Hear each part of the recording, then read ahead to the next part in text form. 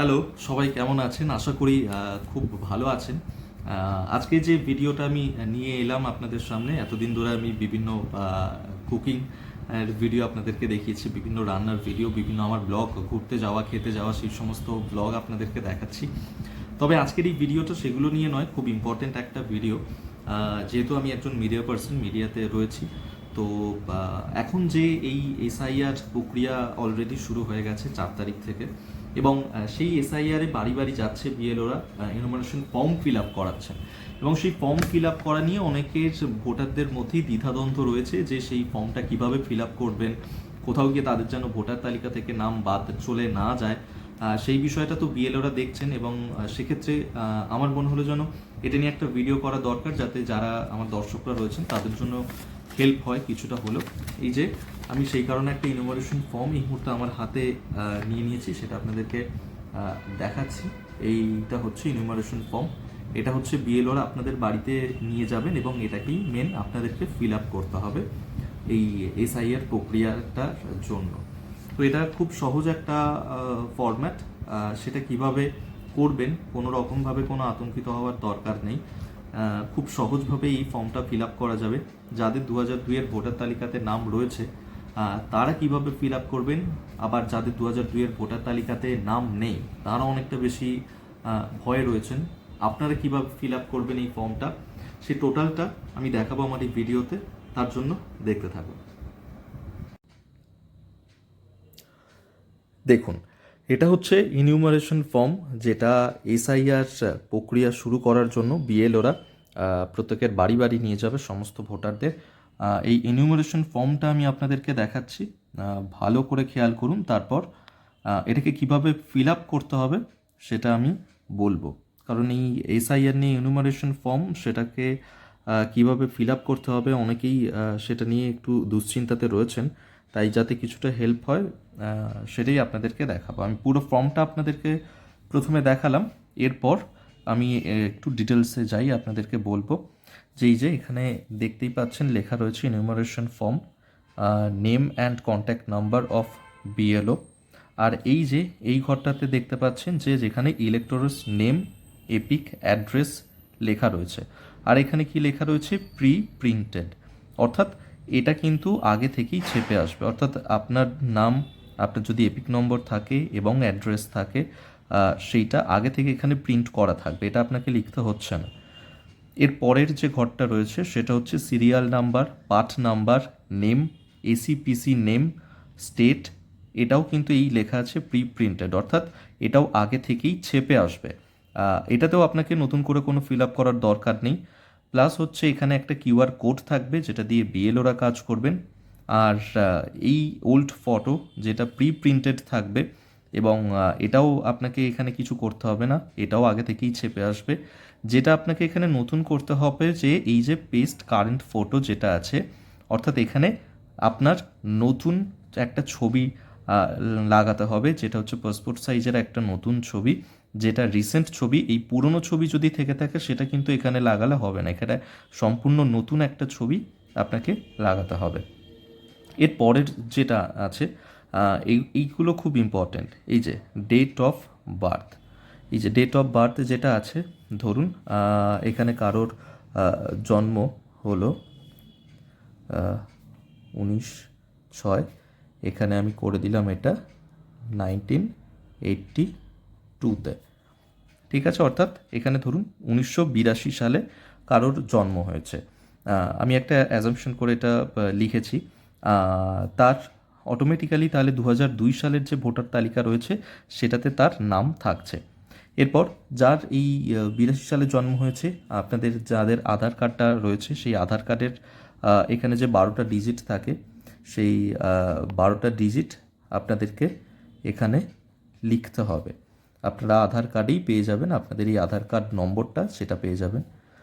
এরপর যেটা রয়েছে মোবাইল নম্বর, মোবাইল নম্বর এটা যেটা আপনাদের ধরুন কারো 10 নম্বরের যে ফোন নম্বরটা হয় সেটা আপনি লিখে দিলেন, ঠিক আছে। ধরুন সেই নাম্বারটা, ফোন নাম্বারটা আপনি লিখে দিলেন। এরপর রয়েছে ফাদার্স নেম বা গার্জেন নেম, ঠিক আছে। এইখানে হচ্ছে যে আপনার বাবা বা আপনার গার্জেন যিনি রয়েছেন তার নামটা এখানে ফিল আপ করতে হবে। এখানে আপনার নাম নয়, আপনার বাবার নাম বা গার্জেনের যে রয়েছে তার নাম ফিল আপ করতে হবে। এরপর রয়েছে যে ফাদার অথবা গার্জেনের যে এপিক নম্বর, ইফ অ্যাভেলেবেল, যদি থাকে। অর্থাৎ ধরুন এই এপিক নম্বরটা কি? এপিক নম্বর হচ্ছে আপনার ভোটার যে কার্ডটা রয়েছে সেই ভোটার কার্ডে একটা নাম্বার রয়েছে, সেটাই হচ্ছে এপিক নম্বর। যদি সেটা থেকে থাকে তাহলে এখানে সেই এপিক নম্বরটা ধরুন লিখে দিলেন। এরপর সেম প্রসেসে হচ্ছে মায়ের নাম, মাদার্স নেম, মায়ের নামটা এখানে আপনাকে লিখে দিতে হচ্ছে। এরপর সেমভাবে mother's epic number if available, অর্থাৎ যদি থাকে, মানে এটা কিন্তু ইফ অ্যাভেলেবেল যদি থাকে, এমনটাই নয় যে এখানে লিখতেই হবে। যদি আপনার থেকে থাকে তাহলে সেটা এখানে লিখে দেবেন মায়ের এপিক নাম্বার, যেটা আপনি ভোটার কার্ডে পেয়ে যাবেন। যদি আপনি বিবাহিত হন তাহলে আপনার স্ত্রীর নাম এখানে হবে। যদি আপনার ধরুন স্ত্রী নেই বা কারো এখনও বিয়ের বয়স হয়নি তাহলে সেক্ষেত্রে এখানটা এনে লিখে দেবেন, আর এটাও এনে লিখে দেবেন। যদি আপনাদের বিয়ে হয়ে না থাকে তো, আর যদি বিয়ে হয়ে থাকে, আপনার স্ত্রী থাকে, তাহলে অবশ্যই বউয়ের নাম যাবে এখানে, অ্যান্ড তার এপিক নাম্বার যদি থাকে তাহলে সেটা যাবে। এর পরের যেটা, সেটা হচ্ছে খুব ইম্পর্ট্যান্ট। এই ঘরটা আর এই ঘরটা, এই দুটো খুব ভালো করে দেখবেন। এই দুটো হচ্ছে খুবই ইম্পর্ট্যান্ট। কারণ ধরুন এই যে যার 1982 সালে জন্ম, তার অটোমেটিক্যালি 2002 সালের যে ভোটার তালিকা সেই তালিকাটাতে নাম থাকছে, তাহলে তাদের জন্য হচ্ছে এই ঘরটা। ঠিক আছে? যাদের 2002-এর ভোটার তালিকায় রয়েছে তাদের জন্য হচ্ছে এই ঘরটা। ধরুন এখানে 1982 সালের যার জন্ম তার 2002-এ ভোটার তালিকায় নাম রয়েছে, তাহলে এখানে নিজের নামটা লিখতে হবে। ইলেকটোরাল নেম, এখানে হচ্ছে নিজের নাম আপনি লিখে দিলেন। এপিক নম্বর, যদি আপনার ভোটার কার্ডে এপিক নাম্বার থাকে তখনকার সেই এপিক নম্বরটা এখানে লিখে দেবেন। এরপর হচ্ছে রিলেটিভ নেম, আপনার রিলেটিভ নেম, আপনার বাবা মা কারোর একটা নাম এখানে আপনি লিখতে পারেন, তার সঙ্গে আপনার কি সম্পর্ক সেটা আপনাকে লিখতে হবে। অর্থাৎ আপনার বাবার নাম লিখলে এখানে বাবা, আপনার মায়ের নাম লিখলে মা, তার নামটা এখানে লিখে দেবেন এবং তার সঙ্গে কি সম্পর্ক সেটা লিখবেন, এবং কোন ডিস্ট্রিক্টে থাকেন, কোন স্টেটে থাকেন সেটা লিখতে হবে। আর এটা হচ্ছে এসি নেম, অর্থাৎ এইটাও কিন্তু খুব ইম্পর্টেন্ট, হচ্ছে অ্যাসেম্বলি কনস্টিটিউয়েন্সি নেম। এইটা হচ্ছে এই সাইডটা, এই যে রোটা রয়েছে এইটাকে ফিল আপ করতে হবে যাদের 2002-এর ভোটার তালিকাতে নাম রয়েছে, শুধু তাদের জন্য। এবার ধরুন যাদের 2002-এর ভোটার তালিকাতে নাম নেই তাদের জন্য এইটা। বোঝা গিয়েছে? অর্থাৎ ধরুন আপনার হয়তো নাম নেই 2002-এর ভোটার তালিকাতে, হয়তো এটা আপনার বাবা বা আপনার মায়ের নাম ছিল 1982 সালের যে জন্ম হয়েছিল, যার 2002-এর ভোটার তালিকাতে নাম ছিল, আপনার নাম হয়তো নেই, তাহলে এইটা আপনাকে ফিল আপ করতে হবে। অর্থাৎ এখানে যার নাম ছিল, ধরুন আপনার বাবার নাম ছিল কি মায়ের নাম ছিল, তাহলে তার নামটা এখানে লিখতে হবে। আপনার নাম যদি 2002-এর ভোটার তালিকাতে না থাকে, যদি আপনার মা বাবা থাকে, তাদের নাম থাকে, তাহলে সেইটা এখানে লিখতে হবে। এপিক নাম্বারটা এখানে লিখতে হবে যদি থাকে, এবং বাবা হলে বাবার নাম, মা হলে মায়ের নাম, তার সঙ্গে কি সম্পর্ক সেটা এখানে লিখতে হচ্ছে, প্লাস হচ্ছে এখানে কোন ডিস্ট্রিক্ট, কোন স্টেট সেটা এখানে লিখে দেবেন। আর এই যে পার্টটা রয়েছে এটা হচ্ছে assembly constituency number, part number, serial number, সেইটা সেম এদিকেও রয়েছে।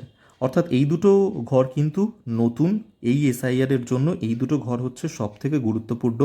যাদের ধরুন 2002-এর ভোটার তালিকায় নাম রয়েছে তাদের জন্য এই সাইডটা ফিল আপ করতে হবে। যাদের নাম 2002-এর ভোটার তালিকাতে নেই অথচ আপনার মায়ের নাম বাবার নাম রয়েছে, তাদের জন্য হচ্ছে এই দিকটা আপনাকে ফিল আপ করতে হবে আপনার বাবা মা যার নাম রয়েছে ভোটার তালিকাতে তাদের নাম দিয়ে। ঠিক আছে?